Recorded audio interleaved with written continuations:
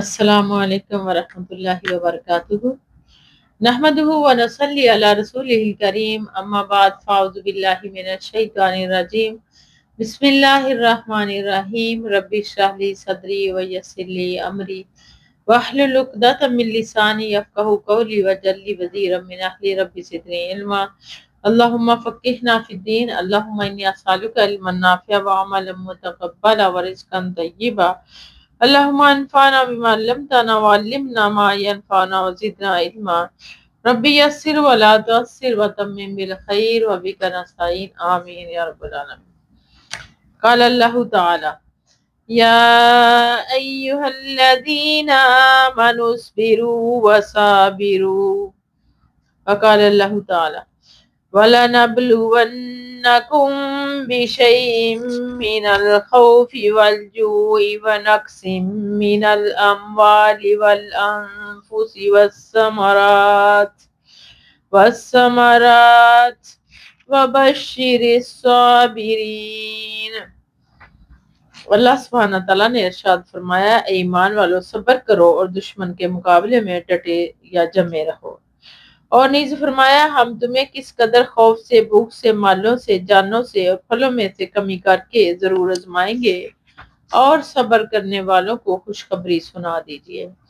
وقال اللہ تعالی انما یوفی الصابرون اجرهم بغیر حساب، اور فرمایا کہ صبر کرنے والوں کو ان کا پورا اجر بغیر حساب کے دیا جائے گا۔ اللہم ربنا جعلنا منہم۔ وقال اللہ تعالی وَلَمَن صَبَرَ وَغَفَرَ إِنَّ ذَلِكَ لَمِنْ عَزْمِ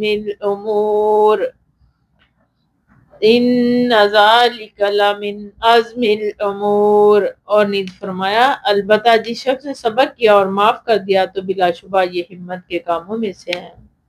بے شک وقال اللہ تعالی استعینوا بالصبر والصلاۃ ان اللہ مع الصابرین، اور فرمایا صبر اور نماز کے ذریعے سے مدد طلب کرو، بے شک اللہ صبر کرنے والوں کے ساتھ ہے۔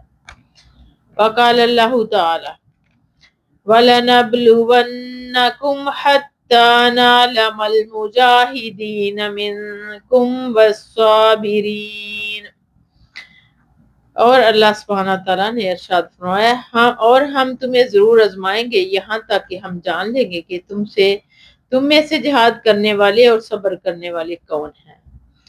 بے شک فائد آیات، ان آیات میں صبر کی تاکید ہے اور اس کی فضیلت کا بیان ہے کہ صبر کی کئی قسمیں ہیں۔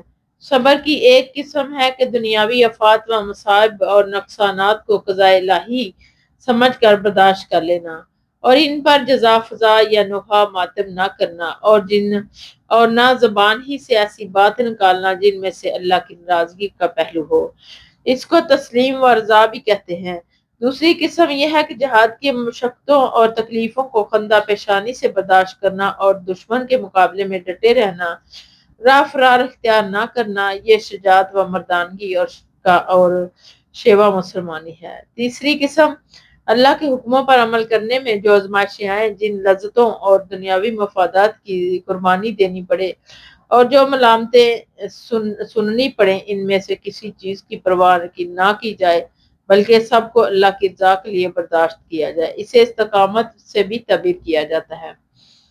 ابو مالک حارث بن عاصم اشری رضی اللہ تعالیٰ عنہ سے روایت ہے کہ رسول اللہ صلی اللہ علیہ وآلہ وسلم نے ارشاد فرمایا، پاکیزگی نصف ایمان ہے، یعنی اجر و ثواب میں آدھے ایمان کے برابر ہے، اور الحمدللہ کہنا میزان کو بھر دیتا ہے، یعنی بہت وزنی عمل ہے جس کے اجر و ثواب سے میزان اعمال باری ہو جائے گی، اور سبحان اللہ اور الحمدللہ کہنا یہ آسمان و زمین کے درمیانی خلا کو بھر دیتا ہے، اور نماز روشنی ہے جسے اسی بنیاد میں حق کی طرف رہنمائی ملتی ہے، اور آخرت میں پلسرات سے گزرتے وقت بھی یہ روشنی مومن کے کام آئے گی، اور صدقہ دلیل اس بات پر اس کا ادا کرنے والا مومن ہے، اور صبر و روشنی قرآن تیرے لیے حجت و دلیل ہے، اگر یہ عمل کیا جائے تو بصورت دیگر تیرے خلاف دلیل ہے، ہر ایک صبح صبح اپنے کاموں میں نکلنے والا، اور وہ اپنے نفس کا سودا کرتا ہے، چنانچہ اسے عذاب سے آزاد کرنے والا یا اس کو اللہ کی رحمت سے معروف کر کے ہلاک کرنے والا۔ بے شک فائدہ نمبر 1، پاکیزگی کی فضیلت۔ اس سے ہر قسم کی پاکیزگی طہارت و مراد ہے، اور ایمان سے مراد ایمان ہی کی حقیقت ہے۔ بعض کے نزدیک یہاں ایمان سے مراد نماز ہے۔ طہارت نماز کے لیے ضروری ہے، اس لیے اسے عادی نماز کہا گیا ہے۔ نمبر 2، روزے قیامت انصاف کا ترازو لگے گا اور اچھے برے اعمال کا وزن ہوگا۔ اعمال خیر میں سے ذکر الہی کا وزن سب سے زیادہ ہوگا، اس لیے زیادہ محنت کرنی پڑتی ہے، نہ کچھ خرچ ہی ہوتا ہے۔ تھوڑی کوشش سے انسان ڈھیروں نیکیاں ایسے وقت کے لیے جمع کر لیتے ہیں جب ایک نیکی کی کمی زیادتی سے جنت یا جہنم کا فیصلہ ہوگا۔ اس سے ذکر الہی کی فضیلت کا یا آسانی سے اندازہ لگایا جا سکتا ہے۔ نمبر 3، کثرت نماز کی ترغیب، اس لیے کہ یہ ایسی روشنی ہے جس سے مسلمانوں کو قدم قدم پر روشنی ملتی ہے، نیز یہ بے حیائی اور منکر کاموں سے روکتی ہے۔ نمبر 4، صدقہ ایک مومن کے صدق اور اخلاص کی دلیل ہے۔ نمبر 5، صبر کی فضیلت، یہ مومن کا ایک بڑا ہتھیار ہے جس سے اسے استقامت نصیب ہوتی ہے۔ نمبر 6، قرآن کریم انسان کے لیے نجات کا ذریعہ بھی ہے اور ہلاکت کا سبب بھی۔ اس پر عمل کرنے میں نجات ہے اور اس سے اراز ہلاکت ہے۔ نمبر 7، انسان نفس کو بیکار نہ چھوڑ دے بلکہ اس سے عمل میں لگائے رکھے، عمل بھی عمل صالح، اور ورنہ برے عملوں کا ارتکاب اس کی تباہی کا باعث ہے۔ نمبر 8، انسان اپنی حیات مستعار کو اطاعت پر صرف کرے۔ بے شک حضرت ابو سعید سعد بن مالک بن سنان خدری رضی اللہ تعالیٰ عنہ سے روایت ہے کہ انصار کے کچھ لوگوں نے رسول اللہ صلی اللہ علیہ وسلم سے کچھ طلب کیا، آپ صلی اللہ علیہ وسلم نے انہیں عطا کیا، انہوں نے پھر سوال کیا، آپ صلی اللہ علیہ وسلم نے پھر دیا، حتیٰ کہ آپ کے پاس جو کچھ تھا ختم ہو گیا۔ آپ نے جس وقت ہر چیز جو آپ کے ہاتھ میں تھی خرچ کر دی تو ان سے فرمایا کہ میرے پاس جو مال بھی ہوتا تو میں وہ تم کو وہ بھی ہرگز بچا کر نہیں رکھتا، اور جو شخص سوال سے بچنے کی کوشش کرتا ہے اللہ اسے بچا لیتا ہے، جو بے نیازی اختیار کرتا ہے اللہ تعالیٰ اسے لوگوں سے بے نیاز کر دیتا ہے، اور جو صبر کا دامن پکڑتا ہے اللہ تعالیٰ اسے صبر کی توفیق دیتا ہے، اور جو شخص ایسا عطیہ نہیں دیا گیا جو کہ صبر سے زیادہ اور وسیع تر ہو۔ رواہ البخاری و مسلم۔ سبحان اللہ۔ فوائد نمبر 1، اس میں نبی کریم صلی اللہ علیہ وسلم کے وجود و کرم، صحت اور مکارم اخلاق کے بیان کے علاوہ صبر و قناعت اور استغنا اختیار کرنے، وسعت سوال زار کرنے سے بچنے اور خود داری کو برقرار رکھنے کی ترغیب و تلقین ہے۔ نمبر 2، صبر نہایت قابل تعریف وصف ہے، بعض نصیبے والے کو اللہ تعالیٰ اپنے خاص فضل سے عنایت کر دیتا ہے، اگر کوئی شخص کوشش کر کے حاصل کرنا چاہے تو اسے بھی نوازتا ہے، اس لیے ایک لحاظ سے یہ کسبی بھی ہے۔ اخف بن قیس کے حلم و صبر پر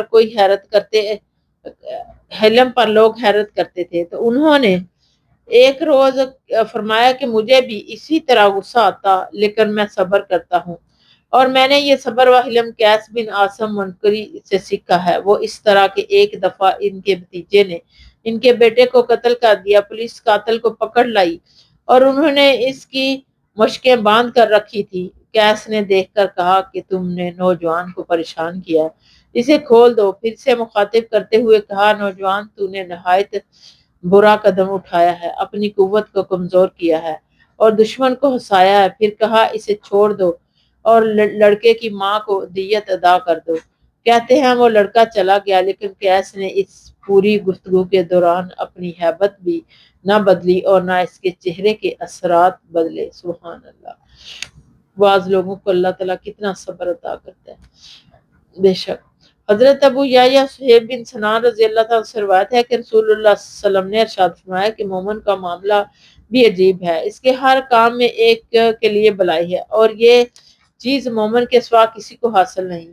اگر اسے خوشحالی نصیب ہو تو اس پر اللہ کا شکر ادا کرتا ہے تو یہ شکر کرتا ہے، اس کا شکر کرتا ہے تو یہ شکر کرنا بھی اس کے لیے بہتر ہے، یعنی اس میں اجر ہے، اور اگر اسے تکلیف پہنچے تو صبر کرتا ہے اور صبر کرنا بھی اس کے لیے بہتر ہے، کہ صبر کی بجائے خود نیک عمل اور باعث اجر ہے۔ رواہ مسلم۔ فائدہ نمبر 1، مصائب و مشکلات انسانی زندگی کا لازمہ ہے، کیونکہ دنیا انسان کے آرام گاہ نہیں بلکہ یہ مسافر خانے کی حیثیت رکھتی ہے۔ لاکھوں انسان سکون کے تلاش میں دار آخرت کو سیدھا سدھار گئے اور دنیا اس طرح ختم ہو رہی اور ہو جائے گی۔ دنیا میں دو طرح کے انسان آباد ہیں، ایک فرما بردار مومن اور دوسرے منکر۔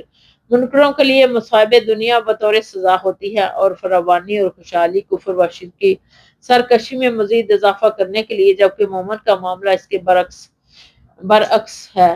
اسے پہنچنے والے مصائب اور علام بھی اس کی تطہیر کے لیے اس کی خوشحالی اور فراوانی نیکیوں میں اضافے کا باعث بنتی ہیں۔ وہ عسر و یسر، خوشحالی و تنگی دونوں حالتوں میں صبر و شکر سے کام لیتے ہیں۔ چنانچہ خوشحالی میں اللہ کو بھول جانا، اس کی نعمتوں کا شکر کرنے کی بجائے اس کی نافرمانی کرنا، اسی طرح تکلیف و مصیبت کے وقت صبر کی جائے جزا و فضا اللہ کی قضا قدر پر برہمی کا اظہار اور گلے شکوے کرنا مومنانہ شیوا اور کردار نہیں ہے۔ بے شک اللہ محفوظ ہے۔ حضرت انس رضی اللہ تعالیٰ عنہ سے روایت ہے کہ نبی اکرم صلی اللہ علیہ وسلم زیادہ بیمار ہو گئے اور اضطراب اور بے چینی آپ پر چھا گئی، تو آپ کی صاحبزادی حضرت فاطمہ الزہرا کے منہ سے نکلا، ہے ابا جان کی تکلیف۔ آپ نے یہ سن کر فرمایا، تمہارے باپ پر آج کے بعد بے چینی نہیں ہوگی۔ جب آپ وفات پا گئے تو حضرت فاطمہ الزہرا نے فرمایا، ہے ابا جان، رب نے انہیں بلایا تو انہیں رب کی پکار پر لبیک کہا، ہائے ابا جان، جنت الفردوس ان کا ٹھکانہ ہے، ہائے ابا جان۔ جبریل کو ہم آپ کی موت کی خبر دیں گے۔ جب آپ کو دفنا دیا گیا تو فاطمہ الزہرا نے صحابہ رضی اللہ عنہ سے پوچھا کہ کیا تمہارے نفسوں نے یہ گوارا کر لیا کہ تم رسول اللہ صلی اللہ علیہ وسلم کے جسد استر پر مٹی ڈالو؟ رواہ البخاری۔ فائدہ نمبر 1، اس سے معلوم ہوا کہ موت کے وقت جو تکلیف اور بے چینی ہوتی ہے اس کا اظہار جائز ہے۔ اسی طرح موت پر فطری طریقے سے درد و غم کا اظہار، جس میں نالو شیون اور نوحہ ماتم، بال نوچنا اور جیب دماغ کو چاک کرنا وغیرہ نہ ہو درست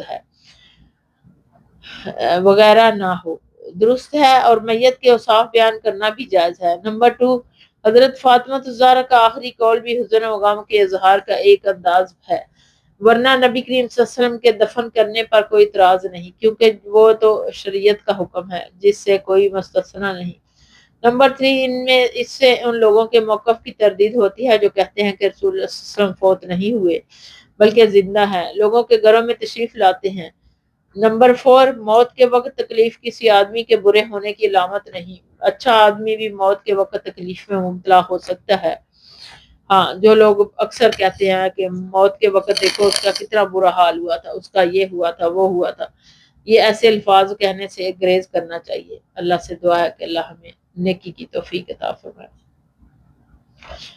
حضرت ابو زید اسامہ بن زید بن حارثہ رضی اللہ تعالیٰ عنہم رسول اللہ صلی اللہ علیہ وسلم کے آزاد کردہ غلام، آپ کے محبوب اور محبوب کے بیٹے سے روایت ہے کہ نبی کریم صلی اللہ علیہ وسلم کی بیٹی نے آپ کی طرف پیغام بھیجا کہ میرے بیٹے کا آخری وقت ہے، آپ تشریف لائیں۔ آپ نے پیغام بھیجا کہ وہ سلام کہتے ہیں اور فرماتے ہیں کہ جو اللہ تعالیٰ لے وہ بھی اسی کا ہے اور جو دے وہ بھی اسی کا ہے، اس کے ہاں ہر چیز کا ایک وقت مقرر ہے، اس لیے انہیں چاہیے کہ وہ صبر کریں اور اللہ سے ثواب کی امید رکھیں۔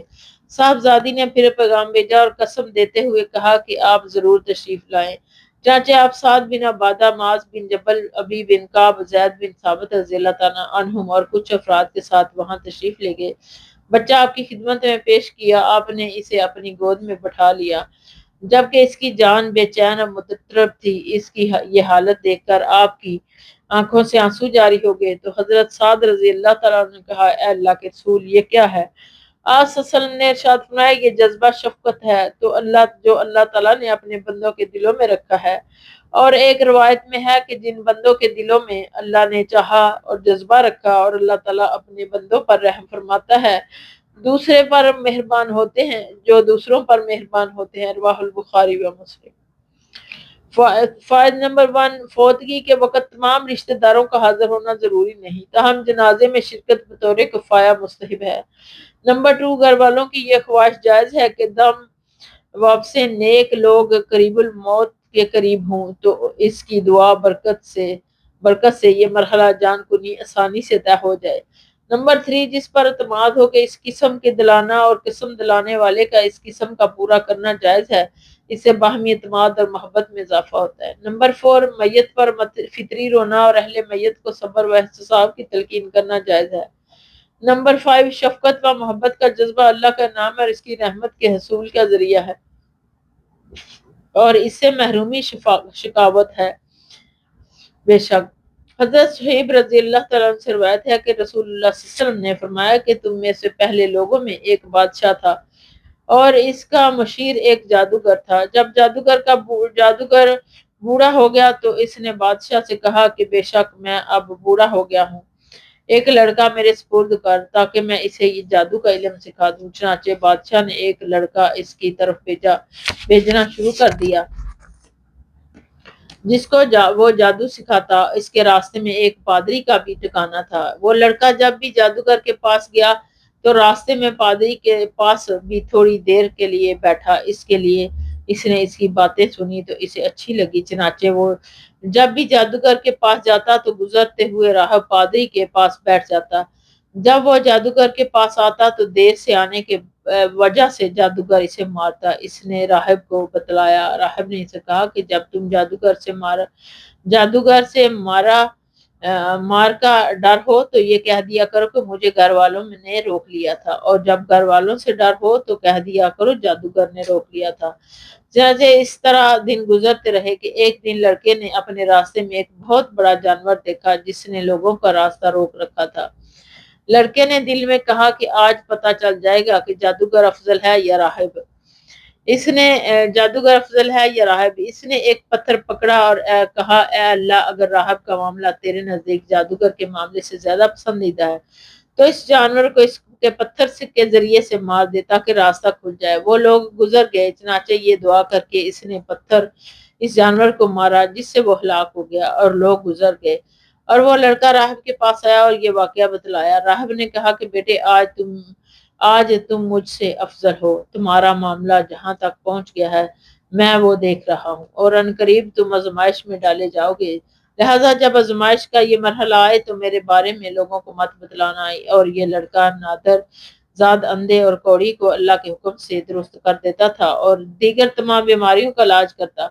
بادشاہ کا ایک درباری ہم نشین اندھا ہو گیا، اس نے جب سنا تو وہ بہت ہدیے لے کر لڑکے کے پاس آیا اور اس نے کہا اور تم مجھے ٹھیک کرو، اور تو یہ سارے ہدیے جو یہاں میں ساتھ لایا ہوں تمہارے ہیں۔ لڑکے نے کہا میں کسی کو شفا نہیں دے سکتا، شفا صرف اللہ دیتا ہے، اگر تم اللہ پر ایمان لے آؤ تو میں اللہ سے دعا کروں گا، وہ تمہیں شفا عطا فرمائے گا۔ چنانچہ وہ اللہ پر ایمان لے آیا اور اللہ نے اسے شفا عطا فرما دی۔ وہ ٹھیک ہونے کے بعد بادشاہ کے پاس آیا اور اس کے پاس اس طرح بیٹھ گیا جیسے وہ بیٹھا کرتا تھا۔ بادشاہ نے اسے پوچھا تیری بنائی کس سے بحال ہوئی؟ اس نے کہا میرے رب نے۔ بادشاہ نے کہا کہ میرے علاوہ تیرا کوئی اور رب ہے؟ اس نے کہا میرا اور تیرا رب صرف ایک اللہ ہے۔ بادشاہ نے اسے گرفتار کر لیا اور اس کو سزا دیتا رہا حتیٰ کہ اس نے لڑکے کا پتہ بتلا دیا۔ چنانچہ لڑکے کو بادشاہ کی خدمت میں لایا گیا۔ بادشاہ نے اس سے کہا کہ بیٹا تیرے جادو کا کمال اس حد تک پہنچ گیا ہے کہ تو مادرزاد اندھے کو اور کوڑی کو درست کر دیتا ہے اور یہ بھی فلاں فلاں کام کر لیتا ہے۔ لڑکے نے کہا میں کسی کو شفا نہیں دیتا، شفا دینے والا صرف اللہ ہے۔ بادشاہ نے اسے بھی گرفتار کر لیا، اسے سزا دیتا رہا حتیٰ کہ اس نے راہب کا پتہ بتلا دیا۔ چنانچہ راہب کو پیش کیا گیا۔ راہب سے کہا گیا کہ تم اپنے دین سے پھر جاؤ، اس نے انکار کر دیا تو بادشاہ نے آرا منگوایا اور اس کے آرے کو اس کے سر میں عین درمیان مانگ والے مقام پر رکھ دیا گیا اور اس کے سر کو چیر دیا یہاں تک کہ اس کے سر کے 2 حصے ہو گئے۔ پھر بادشاہ کے ہم نشین درباری کو لایا گیا، اس سے کہا گیا کہ اپنے دین سے پھر جائے، اس نے انکار کر دیا۔ چنانچہ آرا اس کے سر کے مانگ والے مقام پر رکھ دیا گیا اور اس کے سر کو چیر دیا گیا جس سے اس کے سر کے 2 ٹکڑے ہو گئے۔ پھر لڑکے کو لایا گیا، اس نے کہا کہ تم اپنے دین سے پھر جا، اس نے انکار کر دیا۔ بادشاہ نے اسے اپنے چند خاص آدمیوں کے سپرد کیا اور کہا اسے فلاں فلاں پہاڑ پر لے جاؤ اور اس پر اسے چڑھاؤ، جب تم اس کی چوٹی پر پہنچ جاؤ تو اس سے اس کے دین کے متعلق پوچھو، اگر یہ اپنے دین سے پھر جائے تو ٹھیک ہے، ورنہ اس کو وہاں سے نیچے پھینک دو۔ چنانچہ وہ اسے لے گئے اور وہ اسے پہاڑ پر لے کر چڑھے تو لڑکے نے دعا کی، اے اللہ ان کے مقابلے میں جسے تو چاہے کافی ہو جا۔ چنانچہ پہاڑ لرزا جس سے سب نیچے گر گئے۔ لڑکا بادشاہ کے پاس آ گیا، بادشاہ نے اسے پوچھا تیرے ساتھیوں نے کیا کیا، یعنی کیا انہوں نے تجھے پہاڑ کی نیچے سے چوٹی سے نیچے گرایا؟ لڑکے نے کہا ان کے مقابلے میں اللہ تعالیٰ مجھے کافی ہو گیا۔ بادشاہ نے پھر اسے اپنے چند خاص آدمیوں کے سپرد کیا اور ان سے کہا کہ اسے لے جاؤ اور کشتی میں سوار کرو اور اس سمندر کے درمیان لے جا کر سے پوچھو، اگر یہ اپنے دین سے پھر جائے تو ٹھیک ہے، ورنہ اسے سمندر میں پھینک دو۔ چنانچہ وہ اسے لے گئے۔ اس نے کشتی میں بیٹھ کر دعا کی، اے اللہ ان کے مقابلے میں جیسے تو چاہے مجھے کافی ہو جائے۔ چنانچہ کشتی الٹ گئی اور وہ سب پانی میں ڈوب گئے۔ یہ لڑکا پھر بادشاہ کے پاس آ گیا، بادشاہ نے اس سے پوچھا کہ تیرے ساتھیوں نے کیا کیا، یعنی انہوں نے تجھے سمندر میں نہیں پھینکا؟ لڑکے نے کہا اللہ تعالیٰ ان کے مقابلے میں مجھے کافی ہو گیا۔ پھر لڑکے نے بادشاہ سے کہا کہ تو مجھے اس وقت تک قتل نہیں کر سکتا جب تک وہ طریقہ اختیار نہ کرے جو میں تمہیں بتلاؤں۔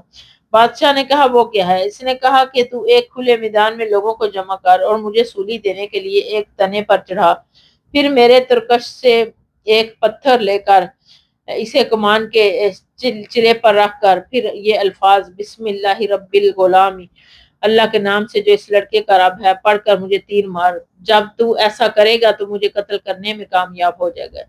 چنانچہ بادشاہ نے لوگوں کو ایک میدان میں جمع کیا، اسے سولی دینے کے لیے لکڑی کے ایک تنے پر چڑھا دیا، پھر اس کے ترکش سے ایک تیر لے کر اسے کمان کے چلے پر رکھ کر کہا بسم اللہ رب الغلام، اللہ کے نام سے جو اس لڑکے کا رب ہے، اور تیر پھینکا۔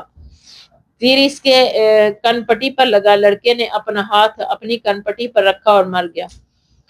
لوگ یہ ماجرا دیکھ کر رب کائنات کی حقیقت اور اللہ واحد کی توحید سمجھ کے اور بے اختیار پکار اٹھ کے اس لڑکے کے رب پر ایمان لائے۔ لوگوں نے بادشاہ سے کہا کہ آپ جس چیز سے ڈرتے تھے اللہ کی قسم وہی ہوا، آپ کا خطرہ سامنے آ گیا۔ سب لوگ اللہ پر ایمان لے آئے۔ چنانچہ اس نے حکم دیا کہ سڑکوں کے ناکوں پر خندقیں کھودے جائیں، وہ کھودی گئی اور ان میں آگ بھڑکا دی جائے۔ بادشاہ نے حکم دیا کہ جو اپنے دین سے نہ پھرے وہ اس آگ میں جھونک دو، اس کو اس آگ میں جھونک دو، یا اس سے کہا کہ آگ میں داخل ہو جا۔ انہوں نے ایسا ہی کیا، حتیٰ کہ ایک عورت آئی جس کے پاس ساتھ بچہ تھا، وہ آگ میں گرنے سے جھجکتی تو اس کے بچے نے کہا اماں صبر کر، یقیناً تو حق پر ہے، رواہ مسلم۔ فائدہ نمبر، اس حدیث میں سے بڑا سبق ہے کہ دین کی راہ میں جو بھی مشکلات آئیں انہیں صبر و عزمیت سے برداشت کیا جائے، اور دین کی مصلحت کا تقاضا ہو تو جان تک قربان کر دی جائے۔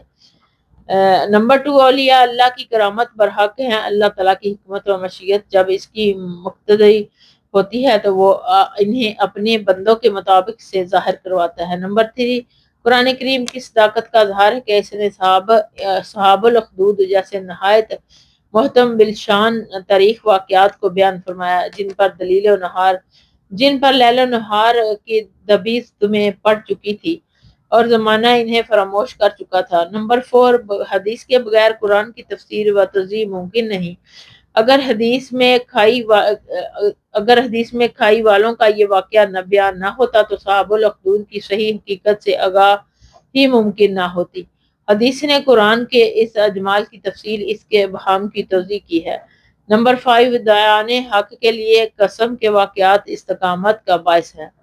بے شک حضرت انس رضی اللہ تعالیٰ سے روایت ہے کہ رسول اللہ صلی اللہ علیہ وسلم ایک عورت کے پاس سے گزرے تو ایک قبر کے پاس رو رہی تھی۔ آپ نے اس سے فرمایا کہ اللہ سے ڈرو اور صبر کرو۔ اس نے کہا کہ مجھ سے دور ہو جا، تجھے وہ مصیبت نہیں پہنچی جو مجھے پہنچی ہے۔ اس نے کہا کہ اس نے رسول اللہ صلی اللہ علیہ وسلم کو پہچانا نہیں، اس لیے فرت غام میں اس نے نازیبا انداز اختیار کیا۔ بعد میں اس کو بتلایا گیا کہ وہ تو نبی صلی اللہ علیہ وسلم تھے۔ چنانچہ یہ سن کر وہ آپ صلی اللہ علیہ وسلم کے دروازے پر آئی، وہاں اس نے دربانوں کو نہیں پایا۔ اس نے آ کر کہا میں نے آپ کو نہیں پہچانا۔ آپ صلی اللہ علیہ وسلم نے اسے واعظ کرتے ہوئے فرمایا صبر تو یہی ہے کہ صدمے کے آغاز میں صبر کیا جائے، بعد میں تو صبر آ ہی جاتا ہے، رواہ البخاری و مسلم۔ فائدہ نمبر 1، اولاد کا ہونا نہ ہونا، فوت ہو جانا تمام صورتیں آزمائش کی ہیں۔ اولاد کی موجودگی میں اس کی تربیت اور مشیت کا معاملہ درپیش ہوتا ہے، اور لوگ اولاد کے مستقبل کو بہتر کرنے کے لیے اپنی آخرت بھی داؤ پر لگا دیتے ہیں۔ نہ ہونے کی صورت میں انسان ناشکری کا ارتکاب کر بیٹھتا ہے، اور فوت ہو جائے تو جزا فضا کر کے اللہ تعالیٰ کو ناراض کر لیتا ہے۔ ان تمام صورتوں میں انسان دین کو اختیار کر کے ہی محفوظ رہ سکتا ہے، اور اللہ کی ذات پر پختہ یقین ہی کی بدولت صبر کی توفیق ملتی ہے۔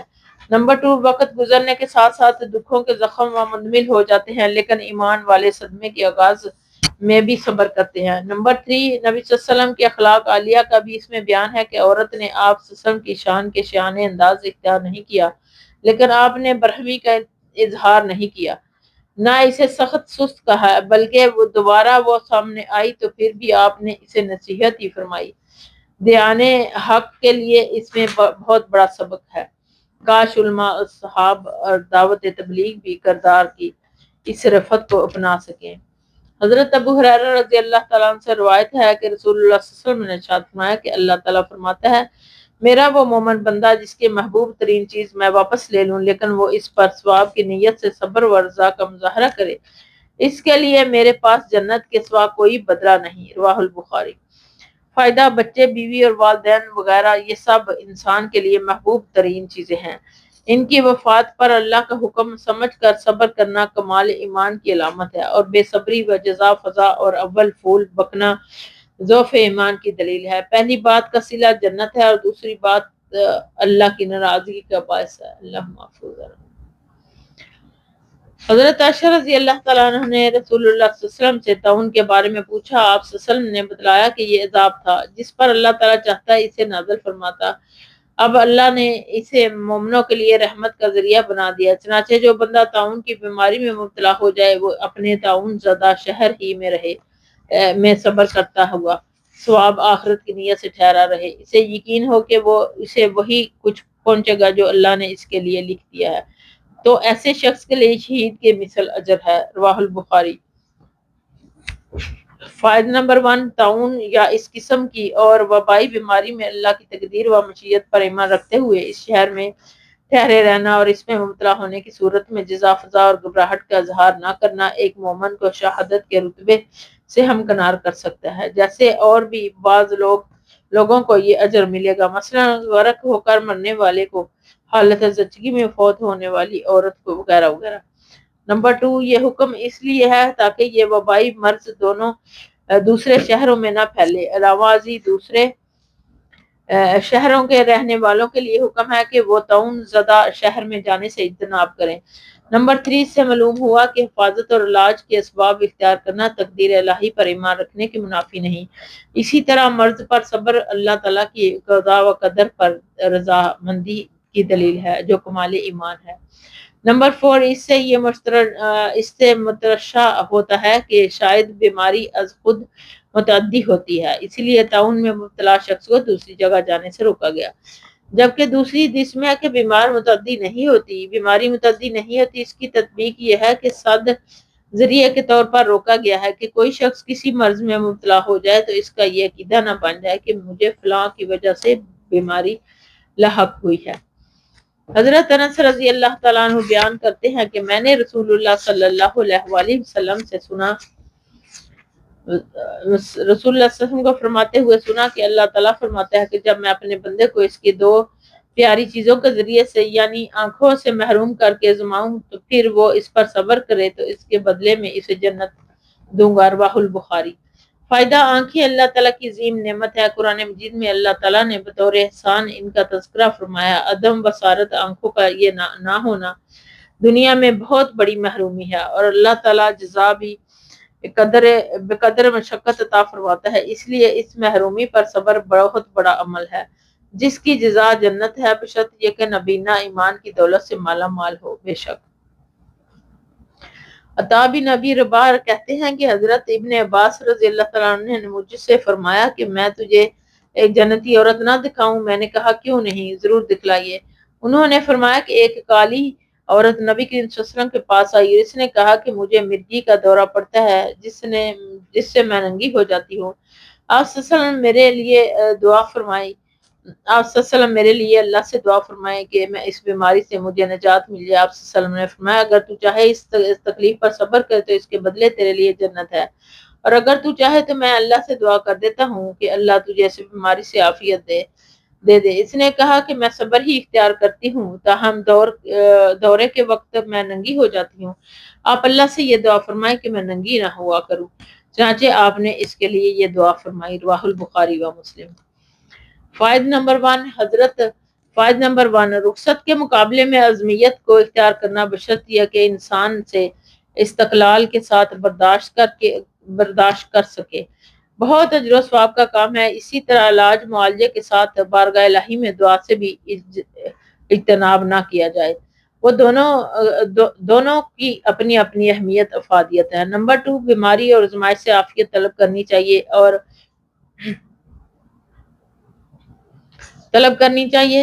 اور صحت کو غنیمت سمجھنا چاہیے، اور تاہم بیماری کی حالت میں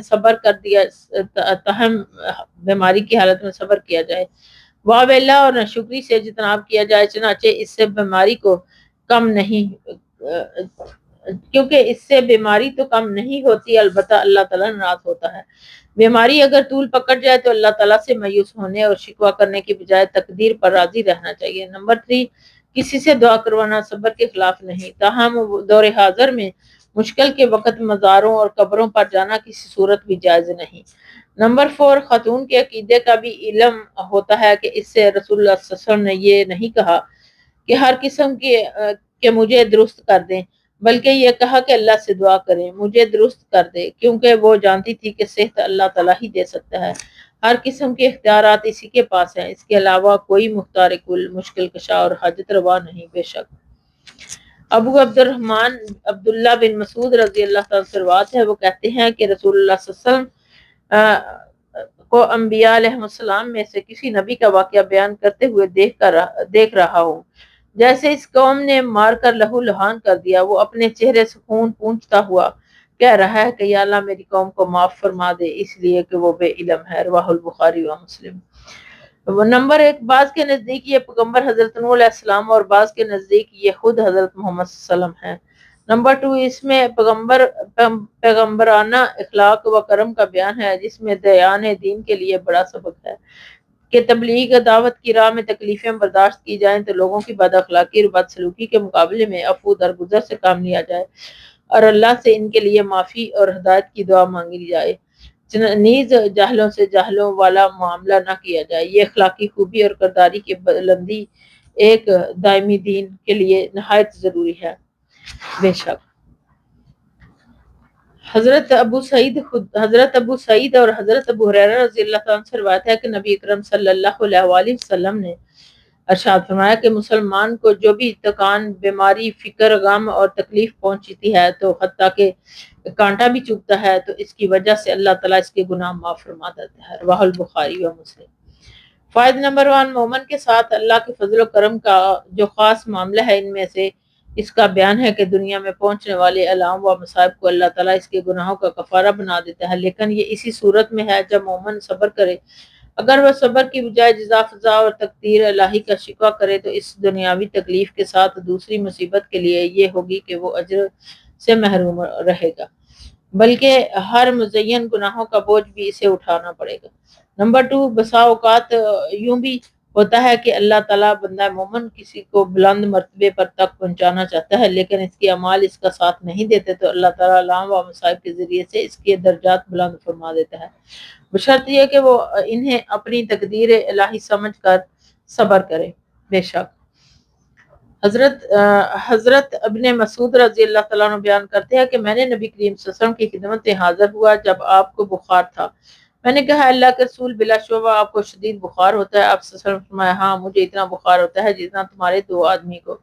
میں نے کہا آپ کے لیے اجر بھی دگنا ہے؟ آپ نے فرمایا ہاں یہ ایسا ہی ہے، جو بھی مسلمان اسے کوئی تکلیف پہنچے، کانٹا لگے یا اس سے بڑی تکلیف آئے تو وہ اللہ تعالیٰ کی وجہ سے اس کی برائیاں اور اللہ تعالیٰ اس کی وجہ سے اس کی برائیاں دور فرما دیتا ہے اور اس کے گناہ اسی طرح گرتے ہیں جیسے پتجھڑ کے موسم میں درخت سے اس کے پتے گرتے ہیں، رواہ البخاری و مسلم۔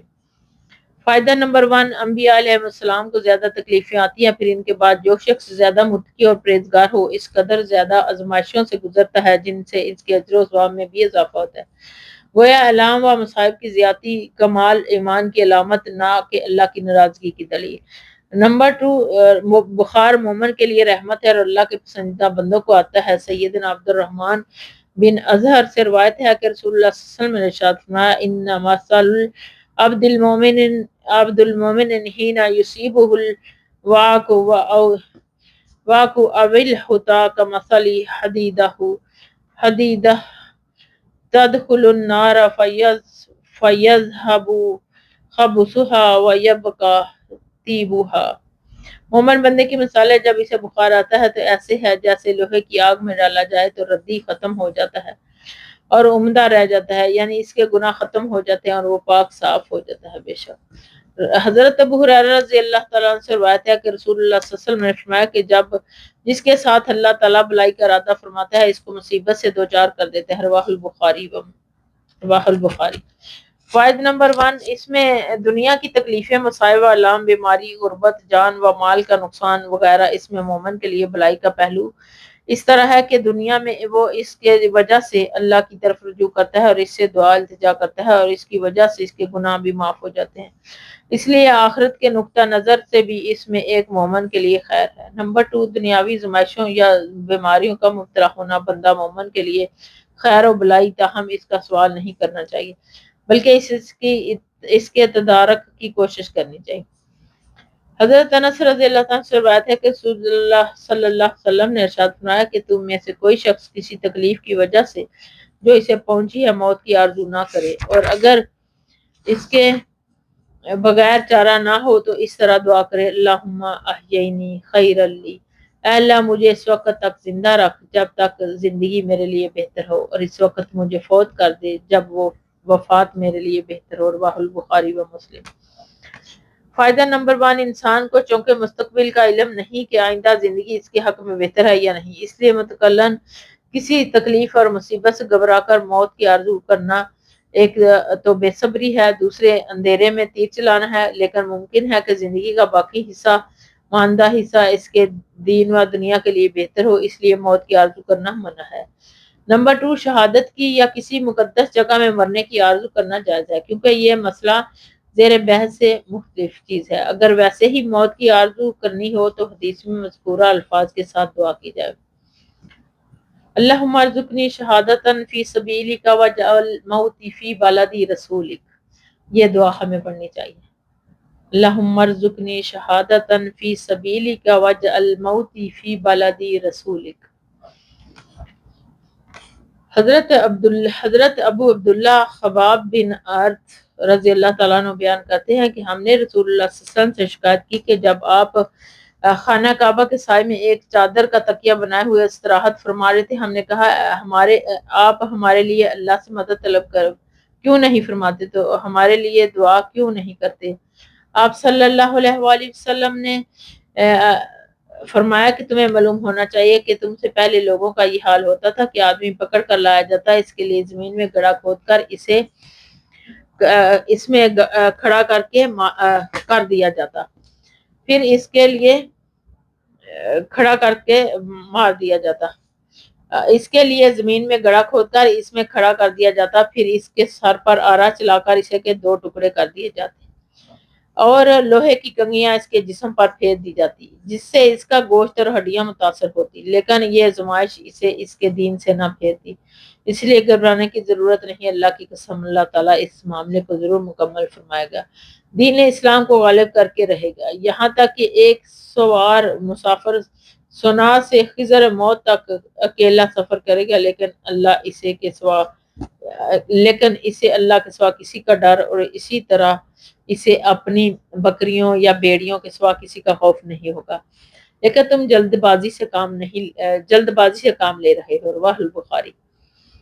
فائدہ نمبر 1، دین کی راہ میں تکلیفوں کا آنا کسی ایک دور کے ساتھ خاص نہیں، ہر جگہ اور ہر دور میں اہل دین آزمائش کی بٹیوں سے گزرے ہیں اور کندن بن کر نکلے ہیں، اس لیے آزمائشوں سے گھبرا کر کسی مومن کا شیوا نہیں۔ نمبر 2، دین اسلام کے غلبے کی نوید امن سلامتی کے لیے خوشخبری اور دور خیر القرون میں یہ پیشگوئی ظہور پذیر ہوئی جس کا لوگوں نے مشاہدہ کیا، اور اب بھی جہاں اسلام کا نفاذ ہے، امن و سلامتی اس معاشرے کا امتیاز ہے، جیسے سعودی عرب۔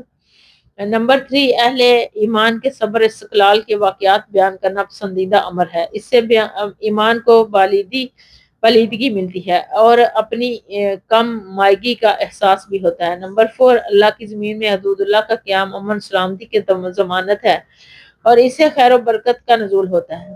ابن عمر رضی اللہ عنہ سے مروی ہے کہ رسول اللہ صلی اللہ علیہ وسلم نے فرمایا کہ عہد یعمل به فی الارض خیر لاہل الارض اہل الارض من ان یمطروا 40 صباح۔ زمین میں ایک مجرم کو حد لگانا زمین والوں کے لیے 40 دن بارش برسنے سے بہتر ہے۔ حضرت ابن مسعود رضی اللہ تعالیٰ عنہ سے روایت ہے کہ جب حنین کا دن تھا، یعنی جنگ حنین کا واقعہ، کہ رسول اللہ صلی اللہ علیہ وسلم نے مال غنیمت کی تقسیم میں کچھ لوگوں کے تالیف قلب کے طور پر ترجیح دی، یعنی انہیں دوسرے لوگوں کے مقابلے میں زیادہ اچھا مال عطا کیا۔ چنانچہ آپ نے اقرا بن حابس کو 100 اونٹ دیے اور عینہ بن حسن کو بھی اس کے مثل دیے، اور بعض اشراف عرب کو آپ نے عطیے دیے اور انہیں بھی اس روز تقسیم میں ترجیح دی۔ ایک شخص نے یہ دیکھ کر کہا، اللہ کی قسم اس تقسیم میں عدل کے تقاضے پورے نہیں کیے گئے اور اللہ کی رضامندی اس میں پیش نظر نہیں رکھی گئی۔ حضرت ابن مسعود رضی اللہ تعالیٰ فرماتے ہیں کہ میں نے کہا، اللہ کی قسم میں رسول اللہ صلی اللہ علیہ وسلم کو ضرور اس سے آگاہ کروں گا۔ چنانچہ میں آپ کی خدمت میں حاضر ہوا اور اس شخص نے جو کچھ کہا عرض کیا، چنانچہ رسول اللہ صلی اللہ علیہ وسلم کا چہرہ متغیر ہو گیا، حتیٰ کہ وہ ایسے ہو گیا جیسے سرخ رنگ۔ پھر آپ نے فرمایا، پھر کون انصاف کرے گا جب اللہ اور اس کا رسول انصاف نہیں کرے گا؟ پھر مزید فرمایا، اللہ تعالیٰ موسیٰ علیہ السلام پر رحم فرمائے، انہیں اس سے بھی زیادہ ایذائیں پہنچائی گئی لیکن انہوں نے صبر کیا، تو میں نے اپنے دل میں کہا، یقیناً میں آئندہ آپ تک کوئی بات نہیں پہنچاؤں گا۔ رواہ البخاری و مسلم۔ فائدہ نمبر 1، امام اور خلیفہ وقت کو یہ حق ہے کہ وہ حالات و ضروریات اور تقاضے وقت کے مطابق کو نو مسلموں یا دیگر ذی وجاہت اور صاحب اثر و رسوخ کو تالیف قلب کے طور پر دوسرے مسلمانوں کے مقابلے میں زیادہ دے۔ نمبر 2، یہ اعتراض کرنے والا ایک منافق تھا۔ مخلص مومنوں کے تو یہ حاشیہ خیال بھی نبی کریم صلی اللہ علیہ وسلم کے بارے میں بے انصافی کی بات کبھی نہیں آئی۔ نمبر 3، اس سے یہ بھی معلوم ہوا کہ دیگر انسانوں کی طرح نبی کریم صلی اللہ علیہ وسلم بھی ایسی باتوں سے متاثر ہوتے تھے جن سے انسان غضبناک ہوتا، خوشی محسوس کرتا، کیونکہ اس سے بھی ایک انسان ہی تھے، ماورائے انسان نہیں تھے۔ نمبر 4، رسول اللہ صلی اللہ علیہ وسلم چاہتے تو اسے سزا دے سکتے تھے لیکن آپ نے اسے درگزر فرمایا اور یہی شیوا پیغمبری ہے۔ نمبر 5، حاکم کے پاس رعایا کی اور استاد کے پاس شاگردوں کی کوئی ایسی بات پہنچانا جس سے وہ اذیت محسوس کریں، اس سے گریز کرنا چاہیے۔ نمبر 6، رسول اکرم صلی اللہ علیہ وسلم کی شان میں گستاخی کرنے والے کو خود سزا دینے کی بجائے حکومت تک یہ بات پہنچائی جائے، کیونکہ قانون ہاتھ میں لینے سے بدمغزی پیدا ہوگی۔ نمبر 7، علماء اور حکام کو چاہیے کہ لوگوں کی باتیں برداشت کریں اور صبر و حلم کا مظاہرہ کرتے ہوئے احسن انداز میں اس کی اصلاح کی کوشش کریں۔ حضرت انس رضی اللہ تعالیٰ عنہ سے روایت ہے کہ رسول اللہ صلی اللہ علیہ وآلہ وسلم نے ارشاد فرمایا، جب اللہ تعالیٰ نے اپنے بندے کے ساتھ بلائی کا ارادہ فرماتا ہے تو اسے اس کے گناہوں کی سزا جلد ہی دنیا میں دے دیتا ہے، یعنی تکلیفوں اور آزمائشوں کے ذریعے سے ان کے گناہوں کی معافی کا سامان پیدا کر دیتا ہے، اور جب اپنے بندے کے ساتھ برائی کا ارادہ کرتا ہے تو اس سے اس کے گناہ کی سزا دنیا میں روک لیتا ہے جب تک کہ قیامت والے دن اس کی پوری سزا دے۔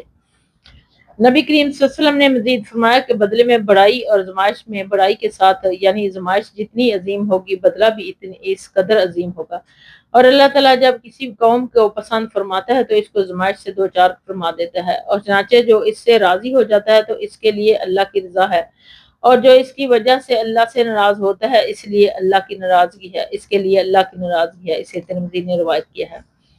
فائدہ نمبر 1، اس سے معلوم ہوا کہ آزمائشیں بھی اسی دنیا میں مومن کے لیے ایک نعمت ہے جس سے بقدر آزمائش اس کے گناہ معاف ہوتے ہیں اور عند اللہ اجر و ثواب میں اضافہ ہوتا ہے۔ اس لیے آزمائش اور تکلیف میں صبر ذات ضروری ہے، کیونکہ اس کے بغیر یہ شرف و فضیلت حاصل نہیں ہو سکتی، بلکہ بے صبری سے گناہوں میں مزید اضافہ ہوتا ہے۔ نمبر 2، خیر اور شر کا خالق حقیقی اللہ ہے، لیکن اہل اللہ کا شیوا یہ ہے کہ وہ ہر خیر کی نسبت اللہ کی طرف کرتے ہیں اور شر کی نسبت اپنی جانب کرتے ہیں، جیسا کہ آدم علیہ السلام سے رسول اللہ صلی اللہ علیہ وسلم تک انبیاء کے منقول دعاؤں سے ظاہر ہوتا ہے کہ پھر شر انسانوں کو لحاظ سے ہوتا ہے، نہ کہ اللہ تعالیٰ کے اعتبار سے، کیونکہ اس کا کوئی امر حکمت اور خیر سے خالی نہیں ہوتا۔ اور پھر ہم اس بات کا بھی مشاہدہ کرتے ہیں کہ ایک کام ایک آدمی کے حق میں شر ہوتا ہے اور دوسرے حق کے حق میں خیر۔ نمبر 3، حدیث میں مذکور جملے جب اللہ کسی بندے سے برائی کا ارادہ کرتا ہے کا مطلب یہ ہے کہ اس کے گناہوں کی وجہ سے بڑی ازمائش میں ڈالنا چاہتا ہے اور اسے خیر سے محروم کرنا چاہتا ہے۔ اللہ حضرت انس رضی اللہ تعالیٰ عنہ سے روایت ہے کہ حضرت انس رضی اللہ تعالیٰ سے روایت ہے کہ حضرت ابو طلحہ رضی اللہ عنہ کا ایک لڑکا بیمار تھا۔ ابو طلحہ جب کام کاج کے لیے باہر چلے گئے تو لڑکا فوت ہو گیا۔ جب واپس آئے تو پوچھا میرے بیٹے کا کیا حال ہے، تو سلیم نے کہا کہ وہ بچے کی ماں تھی، وہ پہلے سے کہیں زیادہ سکون میں تھی۔ چنانچہ بیوی نے ان کے سامنے رات کا کھانا رکھا جو انہوں نے تناول کیا، پھر بیوی سے ہم بستری کی۔ پھر جب ابو طلحہ فارغ ہو گئے تو بیوی نے بتلایا کہ بچہ تو فوت ہو گیا، اب اسے دفنا دو۔ چنانچہ جب انہوں نے صبح کی تو ابو طلحہ رسول اللہ صلی اللہ علیہ وسلم کی خدمت میں حاضر ہوئے اور یہ سارا ماجرا بیان کیا۔ آپ نے پوچھا کہ کیا تم نے رات کو ہم بستری کی تھی؟ انہوں نے جواب دیا ہاں۔ آپ نے دعا فرمائی کہ اے اللہ ان دونوں کے لیے برکت عطا فرما۔ چنانچہ اس دعا کے نتیجے کی مدت مقررہ کے بعد ان کے ہاں ایک لڑکا پیدا ہوا۔ حضرت انس فرماتے ہیں کہ مجھ سے ابو طلحہ نے کہا کہ ابو طلحہ حضرت انس کی والدہ سلیم کے دوسرے خامد یعنی حضرت انس کے سوتیلے باپ تھے۔ ان کے پہلے خامد مالک بن نضر تھے جو اسلام لانے کی بجائے شام چلے گئے تھے اور وہیں فوت ہو گئے تھے۔ ان کی والدہ نے اس کے بعد ابو طلحہ سے نکاح کر لیا۔ اس بچے کو نبی کریم صلی اللہ علیہ وسلم کی خدمت میں لے جاؤ اور کچھ کھجوریں بھی ساتھ دے دینا۔ آپ صلی اللہ علیہ وسلم نے پوچھا کیا اس کے ساتھ کوئی چیز ہے؟ انہوں نے کہا ہاں کچھ کھجوریں ہیں۔ نبی کریم صلی اللہ علیہ وسلم نے وہ کھجوریں لے لی اور ان کو منہ میں چبایا، پھر وہ اپنے منہ سے نکال کر بچے کے منہ میں ڈال دی اور یوں اسے گٹی دی اور اس کا نام عبداللہ رکھا۔ رواہ البخاری و مسلم۔ اور بخاری کی ایک اور روایت میں ہے کہ ابن عینہ نے کہا کہ انصار کے ایک آدمی نے انہیں بتایا کہ میں نے اسے پیدا ہونے والے لڑکے عبداللہ کی اولاد سے 9 لڑکے دیکھے، سب کے سب قرآن کے قاری۔ سبحان اللہ۔ اور مسلم کی ایک اور روایت میں ہے کہ ابو طلحہ کا ایک بیٹا جو سلیم کے بطن سے تھا فوت ہو گیا، جو سلیم نے اپنے گھر والوں سے کہا تھا کہ ابو طلحہ کو ان کے بیٹے کے بارے میں مت بتلانا، میں خود ہی ان کو یہ بات بتلاؤں گی۔ چنانچہ ابو طلحہ آئے اور سلیم نے رات کا کھانا ان کے سامنے رکھا، انہوں نے کھایا، پھر پہلے سے کہیں زیادہ بنصبر کے ان کے پاس آئی، انہوں نے ان سے ہم بستری کی۔ جب انہوں نے دیکھا کہ وہ خوب سیر ہو گئے اور ہم بستری کر لی تو کہا کہ ابو طلحہ ذرا بتلاؤ کہ اگر کچھ لوگ کسی گھر والوں کی کوئی چیز عارضی طور پر دیں تو پھر وہ ایک اپنی عاریت کو طور پر دی ہوئی چیز واپس مانگے تو کیا ان کے لیے جائز ہے وہ دینے سے انکار کریں؟ تو ابو طلحہ نے جواب دیا نہیں۔ چنانچہ سلیم نے کہا کہ تم اپنے بیٹے کے بارے میں اللہ سے ثواب کی امید رکھو، یعنی تمہارا بیٹا بھی جو اللہ ہی کی دی ہوئی امانت تھی اس نے واپس لے لیا۔ یہ سن کر وہ غضبناک ہوئے اور فرمایا کہ جب میں گھر میں آیا تو کچھ بتلائے بغیر تو نے مجھے یوں ہی چھوڑے رکھا حتیٰ کہ ہم بستری تک سے آلودہ ہو گیا، اور اس کے بعد تو نے مجھے میرے بیٹے کے وفات کی خبر دی۔ اس کے بعد وہ گئے رسول اللہ صلی اللہ علیہ وسلم کی خدمت میں حاضر ہوئے اور جو کچھ وہ بیان کیا رسول اللہ صلی اللہ علیہ وسلم نے سن کر دعا فرمائی، اللہ تعالیٰ تم دونوں کے لیے تمہاری اس رات میں برکت عطا فرمائے۔ چنانچہ سلیم کو حمل قرار پایا۔ راوی حدیث حضرت انس بیان کرتے ہیں کہ رسول اللہ صلی اللہ علیہ وسلم ایک سفر میں تھے، حضرت سلیم بھی اپنے خامد ابو طلحہ کے ہمراہ آپ کے ساتھ تھی، اور رسول اکرم صلی اللہ علیہ وسلم کا یہ معمول تھا کہ جب سفر سے مدینہ واپس تشریف لاتے تو رات کو تشریف نہ لاتے۔ جب یہ قافلہ مدینے کے قریب پہنچتا تو سلیم کو درد ضیا زچگی کی عین وقت جو درد ہوتا ہے شروع ہو گیا، چنانچہ ابو طلحہ نے ان کی خدمت کے لیے رک گئے اور رسول اللہ صلی اللہ علیہ وسلم نے اپنا سفر جاری رکھا۔ حضرت انس نے کہا کہ ابو طلحہ کہتے ہیں کہ اے رب، تو جانتا ہے مجھے یہی پسند ہے کہ جب رسول اللہ صلی اللہ علیہ وسلم مدینے سے باہر جائیں تو میں بھی آپ کے ساتھ جاؤں، جب آپ مدینے میں داخل ہوں تو میں بھی آپ کے ساتھ ہی داخل ہوں، اور تو دیکھ رہا ہے کہ میں رک گیا ہوں۔ جب رسول اللہ صلی اللہ علیہ وسلم آگے تشریف لے گئے تو ام سلیم نے یہ سن کر کہا، ابو طلحہ، اب مجھے وہ درد محسوس نہیں ہو رہا جو پہلے مجھے ہو رہا تھا، اس لیے چلو۔ چنانچہ ہم وہاں چل پڑے۔ جب وہ دونوں مدینے پہنچ گئے تو انہیں پھر درد زیادہ شروع ہو گئی جو پہلے ابو طلحہ کی دعا سے وقتی طور پر ختم ہو گیا۔ چنانچہ ان کے ہاں ایک لڑکا پیدا ہوا جو میری والدہ ام سلیم نے مجھے کہا کہ اس کو اس وقت تک کوئی دودھ نہ پلائے جب تک کہ تم صبح صبح اسے رسول اللہ صلی اللہ علیہ وسلم کی خدمت میں پیش نہ کر دیتے۔ چنانچہ صبح ہوتے ہی میں اسے اٹھا کر رسول اللہ صلی اللہ علیہ وسلم کی خدمت میں لے گیا۔ آگے باقی حدیث بیان کی جو پہلے گزر چکی ہے۔ رواہ البخاری و مسلم۔ فائدہ نمبر 1، اس حدیث سے ہمیں معاشرتی زندگی کے لیے بہت سی ہدایت ملتی ہے۔ مثلا ایک صابر و شاکر عورت کا کردار کہ بچہ فوت ہو گیا لیکن کوئی جزا فضا وبلا اور نوحہ ماتم نہیں، حتیٰ کہ خامند جب گھر آتا ہے تو پہلے ایک خدمت گزار بیوی کی طرح خامند کی تمام ضروریات کا اہتمام کرتی ہے۔ اس کے بعد خامند کو نہایت اچھوتے انداز سے بچے کی وفات کی اطلاع دیتی ہے، جس سے یہ سبق ملتا ہے کہ خامند کی خدمت اور اسے آرام و سکون پہنچانا ایک مسلمان عورت کا اولین فرض ہے۔ نمبر 2، گھر میں خامند کے لیے بناؤ سنگار اور زیب و زینت کا اہتمام کرنا مستحب ہے۔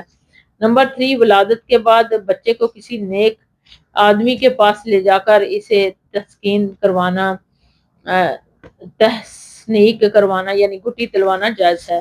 نمبر 4، مصیبت میں جو اللہ کے فیصلے پر راضی رہتا ہے اللہ تعالیٰ اسے بہتر بدلہ عطا فرماتا ہے۔ مجاہدین کے ساتھ خواتین بھی جہاد میں شریک ہو سکتی ہیں اور اپنی حدود میں رہ کر مجاہدین کی جو خدمت بجا لا سکتی ہیں بجا لائیں، مثلا زخموں کی مرہم پٹی، بیماروں کی تیمارداری، پانی روٹی وغیرہ کا انتظام۔ نمبر 6، ایسا تعریض و کنایا جو توریہ جائز ہے جس سے دوسرا شخص مغالطے میں پڑ جائے کہ وہ جھوٹ نہ ہو۔ نمبر 7، میت گھر میں موجود ہو تو کھانا وغیرہ پکایا اور کھایا جا سکتا ہے، البتہ محسن یہ ہے کہ ہم مسائے یا کوئی اور عزیز میت والوں کے لیے کھانے کا بندوبست کریں۔ نمبر 8، اہل علم کو چاہیے کہ اگر کوئی شخص اس کے سامنے اپنا مسئلہ بیان کرے یا کسی آدمی کو کسی مسئلے میں پریشان دیکھے یا کسی کو کوئی اچھی بات ان کے سامنے آئے تو ان کے لیے دعا کریں۔ نمبر 9، کسی کام کے جائز یا ناجائز ہونے میں شک ہو تو اہل علم سے دریافت کر لینا۔ حضرت ابو ہریرہ رضی اللہ تعالیٰ عنہ سے روایت ہے کہ رسول اللہ صلی اللہ علیہ وآلہ وسلم نے فرمایا کہ طاقتور وہ نہیں جو پچھاڑ دے، اصل طاقتور پہلوان وہ ہے جو غصے کے وقت اپنے نفس پر قابو رکھے۔ رواہ البخاری و مسلم۔ حضرت سلیمان بن سرد رضی اللہ تعالیٰ عنہ بیان کرتے ہیں کہ میں نے نبی کریم صلی اللہ علیہ وسلم کے ساتھ بیٹھا ہوا تھا اور دو آدمی ایک دوسرے سے گالی گلوچ کر رہے تھے۔ میں نے ایک کا چہرہ مارے غصے کے سرخ ہو گیا، ان میں سے ایک کا چہرہ ہمارے غصے کے سرخ ہو گیا اور ان کی رگیں پھول گئیں۔ رسول اللہ صلی اللہ علیہ وسلم نے اسے دیکھ کر کہا کہ میں ایک کلمہ جانتا ہوں، اگر یہ اسے پڑھ لیں تو ان کا غصہ دور ہو جائے گا۔ اگر یہ شخص کہے کہ اعوذ باللہ من الشیطان الرجیم، میں شیطان مردود کی پناہ مانگتا ہوں، میں شیطان مردود سے اللہ کی پناہ مانگتا ہوں، تو اس کا جوش و غضب ختم ہو جائے گا۔ لوگوں نے اس سے کہا، نبی کریم صلی اللہ علیہ وسلم نے فرمایا ہے شیطان مردود سے اللہ کی پناہ طلب کر۔ رواہ البخاری و مسلم۔ فائدہ، غصے کے وقت یہ شعوری احساس، یہ غصہ شیطانی وسوسہ ہے، مجھے شیطان سے اللہ کی پناہ طلب کرنی چاہیے۔ یقیناً غصے کے ازالے کے لیے بہترین نسخہ ہے، کاش کے مغلوب الغضب قسم کے لوگ اس نسخے پر عمل کر لیں۔ حضرت معاذ بن انس رضی اللہ تعالیٰ عنہ سے روایت ہے کہ رسول اللہ صلی اللہ علیہ وآلہ وسلم نے فرمایا کہ جو شخص غصے کو پی جائے جبکہ وہ اسے نافذ کرنے پر قادر بھی ہو تو اللہ تعالیٰ اسے قیامت والے دن تمام مخلوقات کے سامنے بلائے گا اور اسے کہے گا کہ وہ جس حورعین سے کو چاہیے اسے اپنے لیے پسند کر لے۔ رواہ ابو داؤد اور ترمذی۔ اسے ترمذی نے کہا کہ یہ حدیث حسن ہے۔ فائد نمبر 1، پورا کی جمع ہے نہایت سفید رنگ کی خوبصورت عورت، عین عینا کی جمع ہے موٹی آنکھوں والی، مراد دونوں سے خوبصورت ترین عورت ہے جو مومنوں کو جنت میں ملے گی۔ نمبر 2، اس میں جو اس شخص کی فضیلت اور ضبط نفس کا اجر و ثواب بیان کیا گیا ہے، جو قدرت و طاقت اور وسائل سے بہرہ ہونے کے باوجود محض اللہ کا حکم سمجھ کر غصے کو پی جاتا ہے اور غصے سے بے قابو ہو کر اپنی طاقت کا مظاہرہ نہیں کرتا۔ بے شک حضرت ابو ہریرہ رضی اللہ عنہ سے روایت ہے کہ ایک شخص نبی کریم صلی اللہ علیہ وسلم سے درخواست کی ایک شخص نے نبی کریم صلی اللہ علیہ وسلم سے درخواست کی کہ مجھے وصیت فرمائیے۔ آپ نے فرمایا کہ غصہ نہ کیا کرو۔ اس نے کئی مرتبہ اپنی درخواست دہرائی۔ آپ نے ہر مرتبہ یہی وصیت کی کہ غصہ مت کیا کرو، رواہ البخاری۔ فائد نمبر 1، غصہ جو مذموم اور جس سے روکا گیا یہ وہ غصہ ہے جو دنیاوی معاملات میں ہو، لیکن جو غصہ اللہ اور اس کے دین کے لیے ہو، یعنی اللہ کی حرمتیں پامال کرنے پر انسان کو غصہ آئے تو یہ غصہ محمود و مطلوب ہے۔ نمبر 2، جس کے مزاج میں تیزی اور غصہ ہو اسے بار بار غصہ نہ کرنے کی تلقین کی جائے تاکہ اسے اپنی اس کمزوری کا احساس ہو اور اس سے بچنے کی کوشش کرے۔ نمبر 3، غصے سے شیطانی مقاصد کی تکمیل ہوتی ہے، اس لیے یہ بہت ہی بری چیز ہے، اس لیے اس موقع پر شیطان سے پناہ مانگنے کی ہدایت کی گئی ہے۔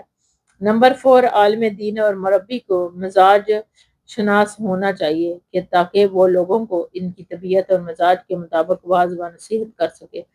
رسول اکرم صلی اللہ علیہ وسلم کی یہ خوبی تھی کہ آپ ہر سائل کو اس کے حالات اور طبیعت کے مطابق نصیحت فرماتے تھے۔ نمبر 5، بزرگوں سے ملنے اور اس کی نصیحت کی درخواست کرنے سے انسان کی اصلاح ہوتی ہے اور انسان کو اپنی کمزوریوں کا بھی علم ہوتا ہے، اور حاضر کا سب سے بڑا المیہ یہ ہے کہ جس کو دین کی چند باتیں معلوم ہو جائیں تو وہ اپنے آپ کو علماء سے بے نیاز سمجھ بیٹھتا ہے، حالانکہ اصلاح نفس اور حصول تقوی کی سرپرستی ضروری ہے۔ بے شک حضرت ابو ہریرہ رضی اللہ تعالیٰ عنہ سے روایت ہے کہ رسول اللہ صلی اللہ علیہ وسلم نے ارشاد فرمایا کہ مومن مرد اور مومن عورت پر اس کی جان، اولاد اور مال میں آزمائشیں آتی رہتی ہیں جن سے ان کے گناہ معاف ہوتے رہتے ہیں، یہاں تک کہ جب وہ اللہ کو ملتے ہیں تو ان کی موت آتی ہے تو ان پر کوئی گناہ نہیں ہوتا۔ اسے ترمذی نے روایت کیا ہے۔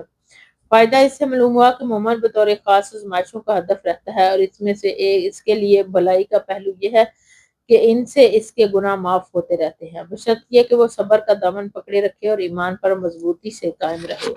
بے شک مضبوطی سے قائم رکھے۔ حضرت ابن عباس رضی اللہ تعالیٰ عنہ بیان کرتے ہیں کہ عینہ بن حسن آئے اور اپنے بھتیجے حربن قیس کے پاس ٹھہرے۔ یہ ہر ان لوگوں میں سے تھے جن کو عمر رضی اللہ تعالیٰ عنہ کا جبکہ وہ خلیفہ تھے قرب خاص حاصل تھا، اور حضرت عمر کے ہم نشین اور مشیر کرا اور اہل علم ہوتے تھے، چاہے وہ ادیر عمر کے بھی ہوں جو ان کے۔ چنانچہ عینہ نے اپنے برادر زاد بھتیجے سے کہا کہ اے بھتیجے، تجھے اس خلیفہ کے خاص مرتبہ حاصل ہے، تم میرے لیے بھی اس سے ملاقات کی اجازت طلب کرو۔ چنانچہ انہوں نے اجازت طلب کی اور حضرت عمر نے انہیں اجازت مرد فرمائی۔ جب عینہ اندر آئے تو حضرت عمر رضی اللہ عنہ سے کہنے لگے کہ اے ابن عمر ابن خطاب، اللہ کی قسم تو ہمیں زیادہ عطیے دیتا ہے اور نہ ہمارے بارے میں عدل کے ساتھ فیصلے کرتا ہے۔ یہ سن کر عمر غضبناک ہو گئے، حتیٰ کہ انہوں نے اسے مارنے کا ارادہ کیا۔ حرب بن قیس نے ان سے کہا کہ امیر المومنین، اللہ تعالیٰ نے اپنے پیغمبر سے کہا تھا کہ خذ العفو عن الجاہلین، یعنی وَإِنَّ هَذَا مِنَ الْجَاهِلِينَ وَاللَّهُ مَا جَاوَزَ عُمْرُ حِينَ، یعنی انہوں نے یہ دعا آیت پڑھی کہ عفو اور درگزر اختیار کرنے کی، نیکی کا حکم دیں اور جہلوں سے اراض کریں، اور یہ میرا چچا بھی ہے، جہلوں میں سے ہے۔ اللہ کی قسم، جس وقت حرا نے یہ اس آیت کی تلاوت کی تو حضرت عمر رضی اللہ تعالیٰ عنہ اسے سن کر ذرا آگے نہ بڑھے، اور حضرت عمر رضی اللہ تعالیٰ عنہ اللہ کی کتاب کے پاس فوراً ٹھہر جانے یعنی اس کے حکم پر عمل پیرا ہونے والے تھے۔ رواہ البخاری۔ حدیث نمبر 1، حدیث میں قرہ سے مراد آج کل کے قرہ نہیں ہیں، یہ صرف فن تجوید کے ماہر اور خوشحالی سے قرآن پڑھنے والے ہیں، بلکہ ان سے مراد قرآن کے عالم اور معانی اور مفاہیم سے آگاہ اور حلال و حرام و جائز و ناجائز کو سمجھنے والے فقہ ہیں۔ خلفائے راشدین رضی اللہ تعالیٰ عنہ کے دربار میں ہم نشین اور ان کے مشیران خاص یہی لوگ ہوا کرتے تھے، جس سے یہ بات ثابت ہوتی ہے کہ حکمرانوں کو اپنا مشیر دین کا علم اور ان کا شعور رکھنے والوں کو بنانا چاہیے، نہ کہ دنیا داروں کو جن کا مقصد صرف دنیا کمانا ہو، ان کو جمع کرنا ہوتا ہے، کیونکہ اہل دنیا کے مشہور اخلاص اور خیر خواہی کی بجائے مخصوص مفادات اور خود غرضی پر مبنی ہوتے ہیں۔ نمبر 2، اصحاب مجلس اور اہل مشاورات ہونے کے لیے علم و تقوی ضروری ہے، ان میں سن و سال کی کوئی قید نہیں۔ نمبر 3، حاکم کو نہایت محتمل اور بردبار ہونا چاہیے۔ نمبر 4، اسی طرح قبول حق میں بھی اسے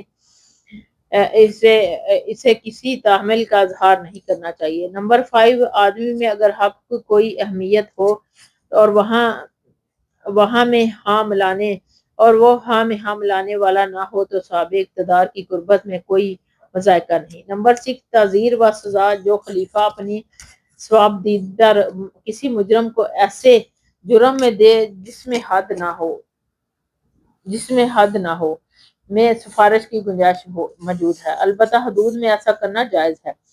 نمبر 7، کمینے اور ذیل آدمی کی سفارش سے اجتناب کرنا چاہیے کہ اس کے کردار کی وجہ سے شرمندگی نہ اٹھانی پڑے۔ نمبر 8، کسی بھی آدمی سے بات کرتے وقت اس قدر و منزلت کا لحاظ رکھنا ضروری ہے۔